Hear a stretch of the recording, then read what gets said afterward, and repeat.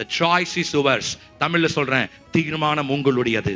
இதை கேட்டுக்கொண்டிருக்கிறவங்கள பார்த்து நான் சொல்றேன், தீர்மானம் உங்களுடையது. choice is yours. அந்தரகத்தை ஹalleluya யாரிடத்துல சொல்லுவேன் என்று ஹalleluya இருக்கிற அநேகர் சபையில் இருக்கலாம். அவர்களுக்கெல்லாம் இன்னர் ஹீலிங், உள்ளான சுகத்தை தருவதற்கு என் ஆண்டவர் ஆயத்தமா இருக்கிறார். அதனாலதான் எபேசு சபையினுடைய போதகர் காய்வுக்கு எழுதுகிறார், பிரியமானவனே, பிரியமானவளே, உன் ஆத்துமா வாழ்வது போல நீ எல்லாவற்றிலும் வாழ்ந்து என்னவா இருக்க வேண்டும், சுகமா இருக்க வேண்டும் என்று எழுதுகிறார். இறுதியா ஹalleluya ரொம்ப ரொம்ப பிடிச்ச டாபிக் ஹalleluya சபை என்கிற டாபிக்கோடு கூட ஆல்பா நிறைவடைகிறது. ஏன்னா சபை ஹalleluya ஆண்டவருக்கு பிடிச்ச ஒரு இடம், கிறிஸ்துவின் சரீரம். நான் நேற்று சொன்னேன், இந்த வேதாகமத்துல பழைய ஏற்பாடு புதிய ஏற்பாடு ஒன்று இருக்கிறது. இந்த பழைய ஏற்பாட்டு பரிசுத்தவான்கள், பழைய ஏற்பாட்டு ஹalleluya முற்பிதாக்கள்லாம் தேவனுடைய செயல்களை கண்ணார கண்டாங்க. எப்படி சொல்லுங்க, எதாம சொல்லுங்க, மாம்ச கண்களால கண்டாங்க.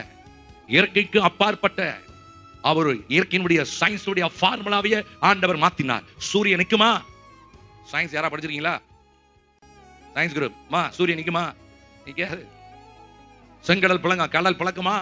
பிளக்காது. அப்போ எந்த ஜனத்திற்காக அவர் இயற்கையினுடைய ஃபார்முலாவையே மாத்தினாரோ அந்த ஜனமெல்லாம் வரப்போகிற மணவாளனுக்கு மணவாட்டி இல்லைங்க.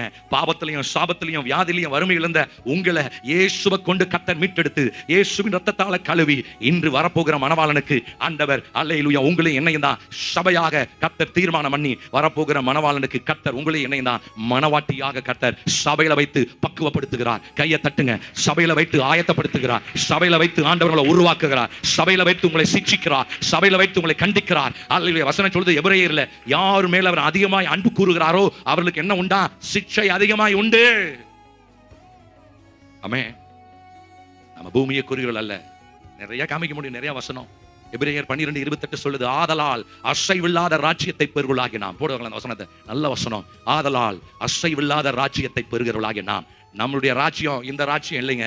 என்னுடைய ராஜ்யம் என் அப்பா எனக்காக வைத்திருக்கிற அசைவில்லாத ராஜ்யம். அந்த அசைவில்லாத ராஜ்யத்துல நான் போய் அவரோடு கூட நித்தியமாய் இருக்கதான் கர்த்தர் என்னை அழைத்து சபையில கர்த்தர் வைத்திருக்கிறார். அல்லேலூயா. சோதரம் யோவான் 15:4 சொல்லுது, நீங்கள் என்னில் நிலைத்திருந்தால் நான் உங்களை நிலைத்திருப்பேன். அப்பொழுது உங்க வாழ்க்கை எப்படி இருக்குமா? கனி கொடுக்கிறதா இருக்கும். கர்த்தர் இந்த சபையில உங்களை வச்சிருக்கிறார். இந்த சபையில நிலைத்திருங்கள்.